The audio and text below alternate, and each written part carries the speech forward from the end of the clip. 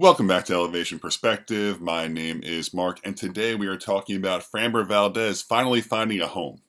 Well, it took Framber till February 4th, but the free agent Southpaw has finally found where he'll be pitching in 2026.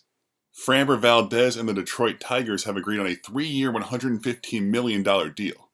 Framber will get the highest average annual value for a Southpaw ever and will have the option to opt out after season 2 of the 3-year deal.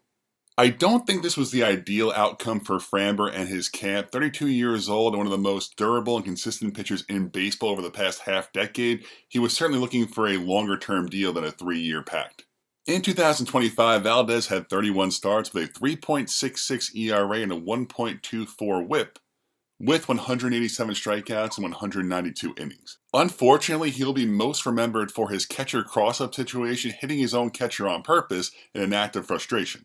That situation almost certainly played a factor here in why Framber had to wait till February to sign and only got a 3-year deal. Framber's drama aside, this is a really good move for the Tigers. The rotation now looks like Skubal, Valdez, Flaherty, Mize, and Olsen. That's a really strong group top to bottom. To bring in a front of the rotation arm on a short-term deal will really help extend this window of contention for Detroit. We have seen multiple times over the last 2 years when the Tigers have a playoff game and it's not Skubal's turn to pitch, it's a mess. To have a legitimate 2-starter now could change everything for the Tigers. Well, that is if Skubal is still there to see it. Prior to Valdez signing, the Tigers have been in the news for all the wrong reasons, currently taking their reigning 2-time Cy Young Award winner, Tarik Skubal, to arbitration. We understand that this is a business, but just the idea of taking the face of your franchise, the best pitcher in the sport, into a courtroom and telling him all the reasons why you feel he's not worth the money he feels he deserves is just a wild concept. So I do wonder, are the Tigers now planning on trading Tarik Skubal, getting a haul back of both MLB-ready players and prospect capital, and then sliding Framber Valdez to replace him in the number 1 spot in the rotation? Or are they trying to push all their chips in here and try to win in what will almost certainly be the last season they have Skubal? As hard as it is, if I was running things in Detroit, I would trade Skubal right now. If you know that you're not going to be able to keep this player long term, and by all accounts, every report says they will not be keeping this player beyond 2026,